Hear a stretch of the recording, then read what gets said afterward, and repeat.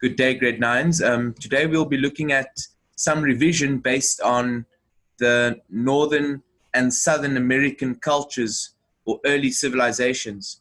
Okay, so what we need to take out of this and the key words and the key elements that we need to extract from this is that the pre-Columbian refers to the American civilizations that happened or that succeeded before Christopher Columbus's time, and that the continents of Asia and America, they were connected by a land-bearing bridge. And this land-bearing bridge, it helped them in successful trade, and it also helped them in getting to know different cultures. And we need to know that during this time, yes, it wasn't modern, it was ancient. So obviously farming, it played a pivotal role as well as trade, okay? And that towns also started appearing around 2000 BC. And we'll be looking at some of the cultures that appeared during this time. And here we see in the first millennium, agriculture advanced further. Farming became more developed. Okay, it had to, because people needed to survive. They wanted a place where they could stay. So they were looking for fertile grounds. And this is how populations grew in different areas, and different cultures arose, and people learned new languages, or learned new forms of art, or learned new forms of whatever culture they came across. And here we have the Nazca culture. They were noted for things like pottery and textiles. But remember, agriculture was important. Farming was important. Crops were important. Okay, harvesting was important, because this is what caused people to, or allowed people to survive in their cultures. But some of them, agriculture wasn't their strong point. And even though they were good at pottery or textiles or building or whatever else, and their agriculture failed, their culture would fail. And this is what caused the Nazca culture to deteriorate into nothing. Okay, and then we have the Mochi or the Mochi culture, and they were around that time, and they were a capital of a powerful state. Okay, and again, the Mochi culture, they had great artists, metal workers, and they had no written language. Okay, and they also came to an end due to climatic factors. They couldn't deal with these challenges. And the Incan culture, which we will today also watch a short video on, they appeared in the 12th century. Pachacuti was their leader, and they had about 12 to 15,000 warriors. They were very powerful, but I'm not going to go too much into detail, because there is an interesting video that I'd like to show you. And then in the Northern American culture, there was the Maya civilization. We know about the Mayan calendar and their number system as well. And they believed, or they practiced, human sacrifice. And they also believed in all living things having divine powers, whether it be good or evil. So they were also a type of spiritual people. And then the Toltec, okay, here we see that the Toltec, they were ambitious builders, okay. Their craftsmen helped enrich their city, because they had great building skills. Okay, and their government, we see at the bottom there, consisted of the military and the priesthood. But the Toltec also, unfortunately, had to come to an end.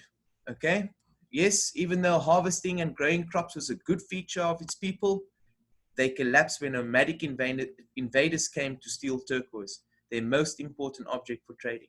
Okay, so this also brought their culture to a collapse. All right, so let's move on. And we see, even though they were strong in harvesting and growing their crops, their defense, their warriors weren't strong enough to defend their culture against the nomadic invaders. And then obviously we have the Aztec as well, quite interesting. A lot of you know a bit of information about the Aztec culture. And there you can see they also had dominant warriors. And I think they were conquered by the Spanish. And that's what brought them to an end. There's some information on page 139, which I'd like you to read through on your own as well.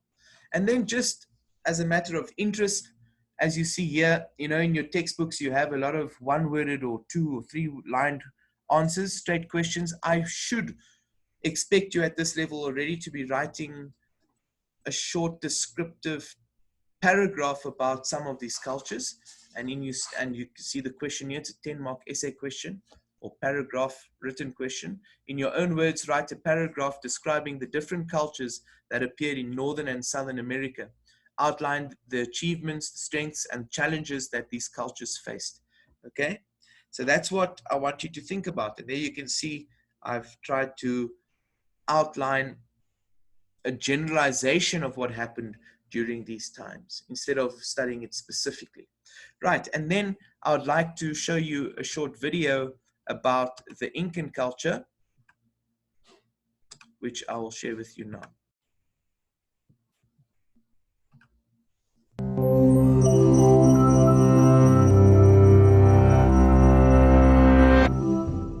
It was the Western Hemisphere's largest empire ever, with a population of nearly 10 million subjects.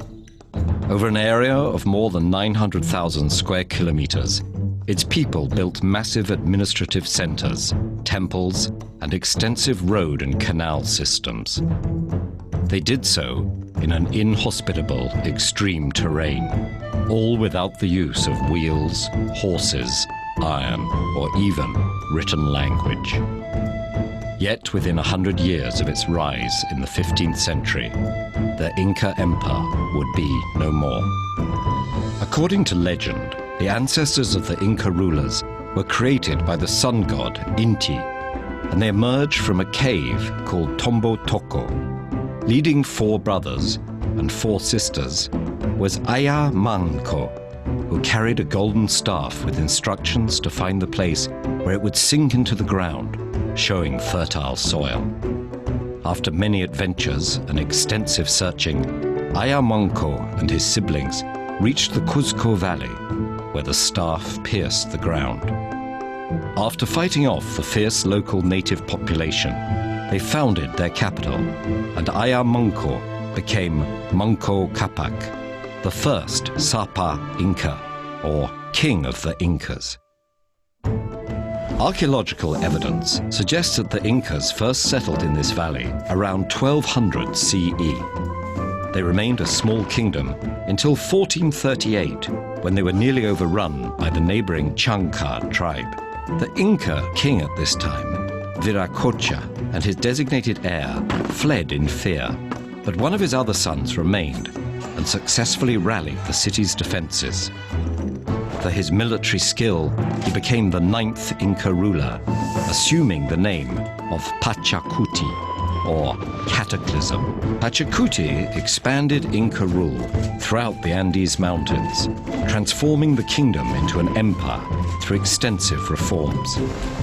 The empire's territory was reorganized as Tawantinsuyu, or 4 quarters, with 4 divisions ruled by governors reporting to the king. Although the Inca had no writing, they used a complex system of knotted strings called quipu to record numbers and perhaps other information. A decimal-based bureaucracy enabled systematic and efficient taxation of the empire's subjects. In return, the empire provided security, infrastructure, and sustenance, with great storehouses containing necessities to be used when needed.